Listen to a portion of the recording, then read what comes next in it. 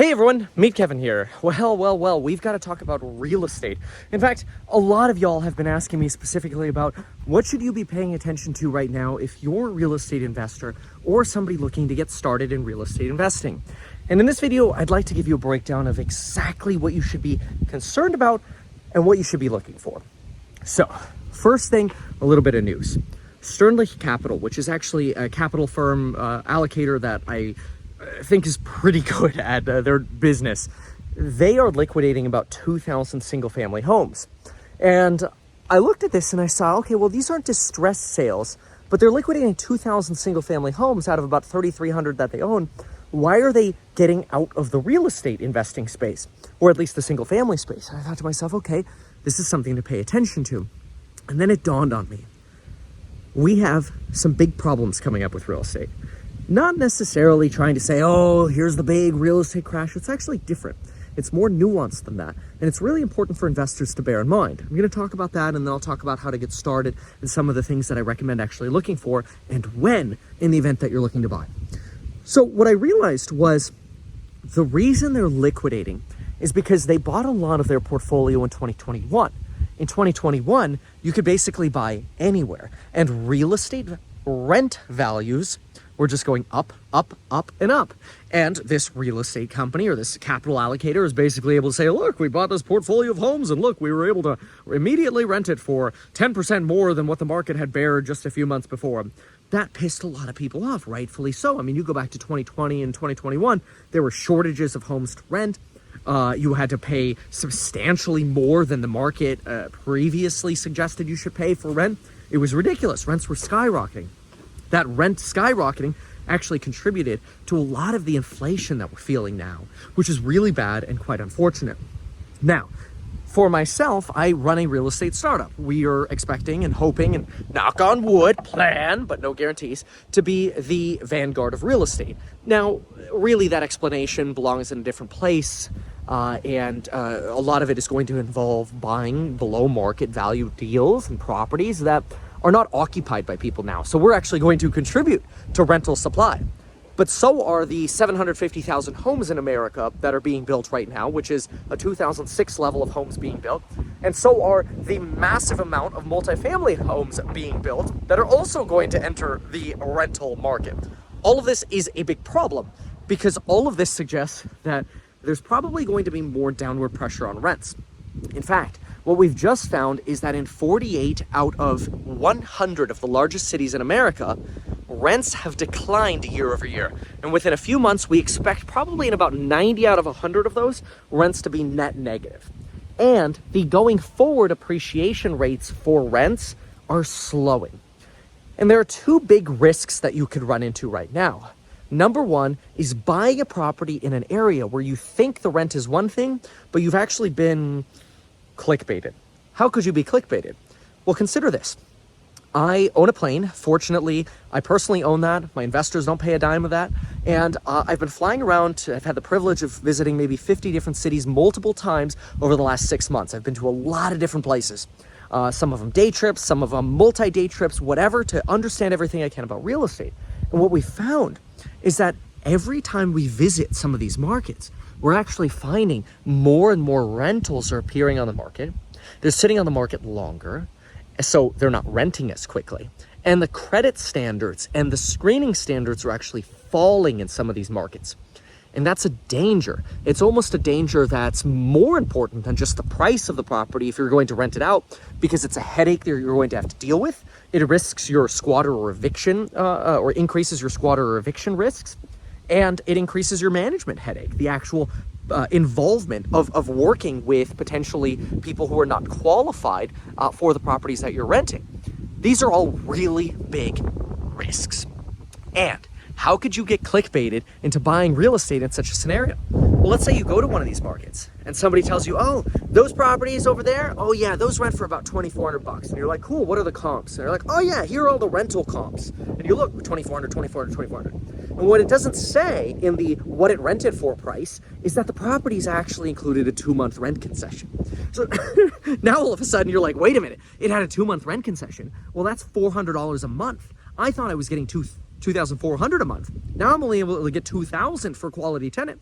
So you have a choice. Take an unqualified tenant, risk an eviction, or lower to the market level of 2,000. Now all of a sudden your return on investment is skewed.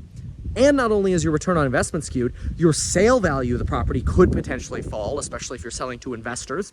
And three, you've got probably more of a headache in terms of the management intensity. These are really big issues, and they're being driven by a partial reversal of the COVID demographic changes we saw. Remember, during COVID, we saw a lot of people really interested in work from home. Now, a lot of that is getting undone. Even Facebook, who was a champion of work from home, is like, oh yeah, now we need people in the office 3 days a week. Well, these are huge problems. There are a lot of families right now who are saying, you know what, I want to move, but I'm going to wait to see what happens with work from home first. Will our office allow it? Will they mandate going back to the office? That's all going to contribute to demographic shift. So, the first big risk that we're seeing in the near term, and I think it's why we're seeing Sternlich Capital liquidate, is uncertain rental property returns because of demographic and market shifts. Now, that doesn't mean don't buy. I'm not saying don't buy real estate. I'm just saying be careful.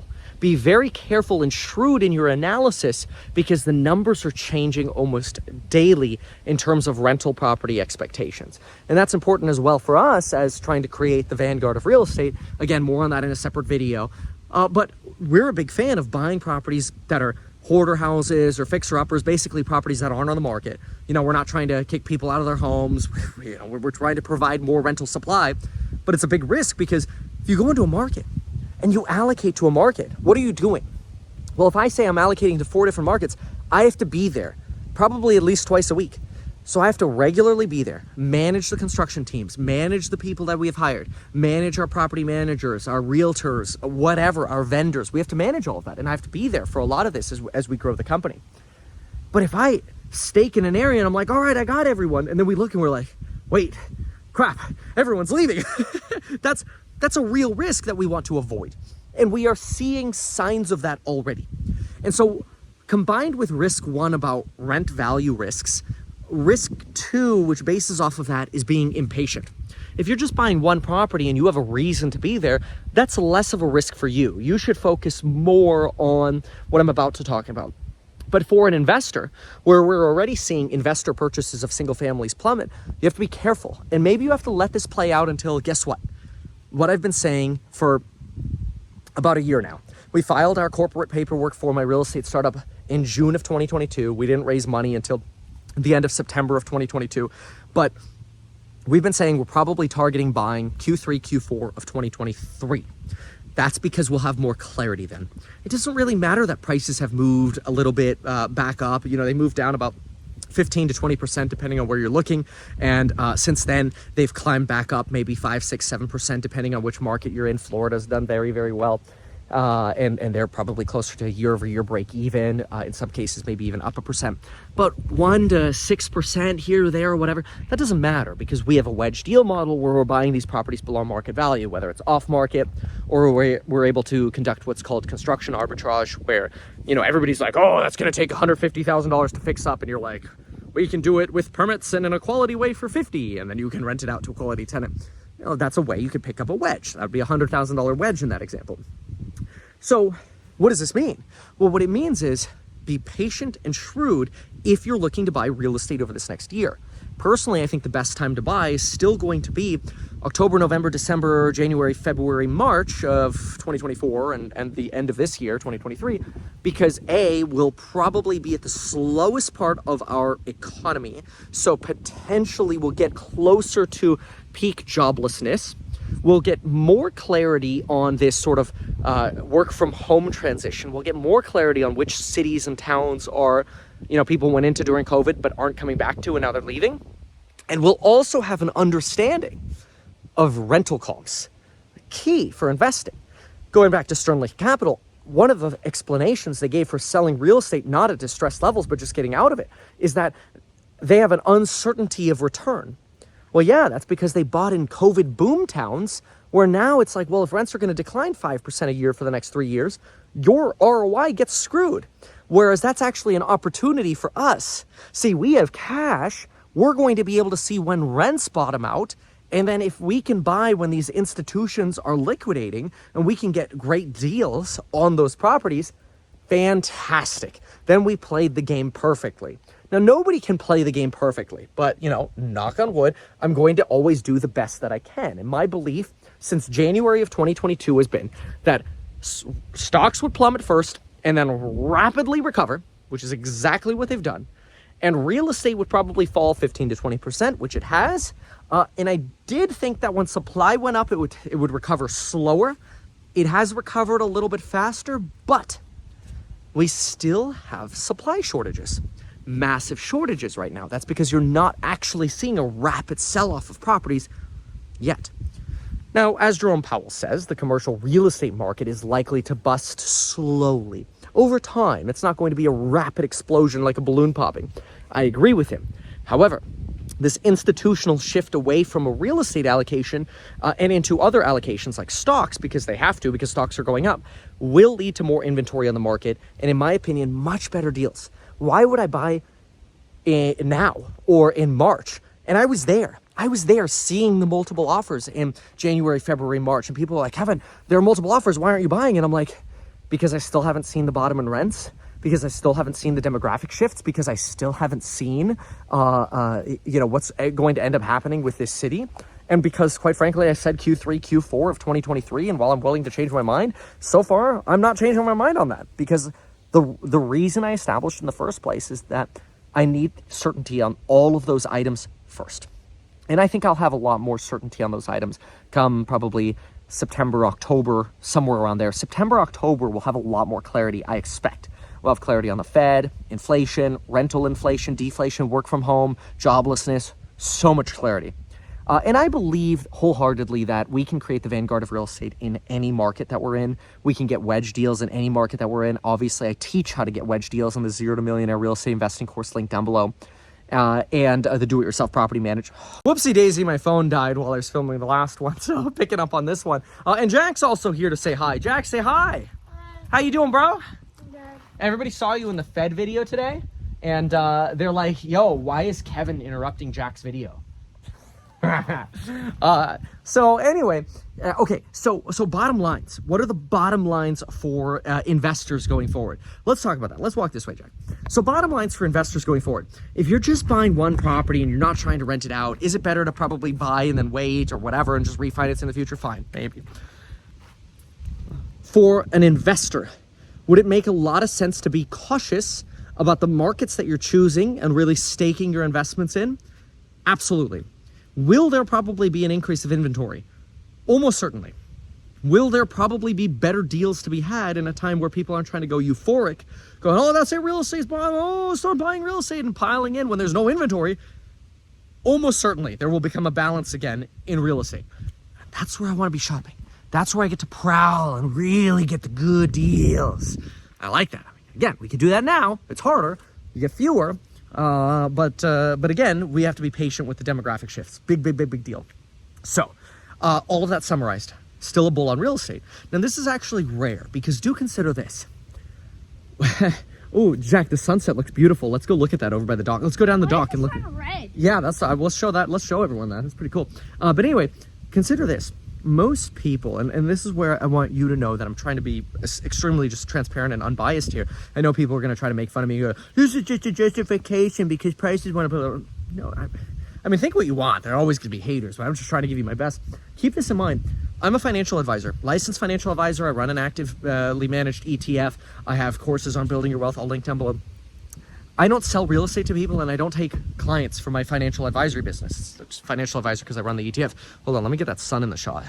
Oh yeah, that looks good, Jack. That looks pretty cool. Let's go down to the dock. But anyway, the unique thing is that I'm also a real estate broker, right? I began during the last recession in real estate, so at the bottom. And actually, it wasn't the bottom yet. The market still had bottoming to do. So I felt going through the end of the cycle, hitting bottom, recovering, and the uncertainty about a double dip recession and all this crap, and the quick recovery. I went through all of this. I helped people with short sales and foreclosures and the pain and the disaster that went with all of this. And I saw what a high inventory market felt like. But I also know that high inventory markets are where juicy deals are. You could get deals in low inventory markets. It's just get less of them. It's a lot more competitive.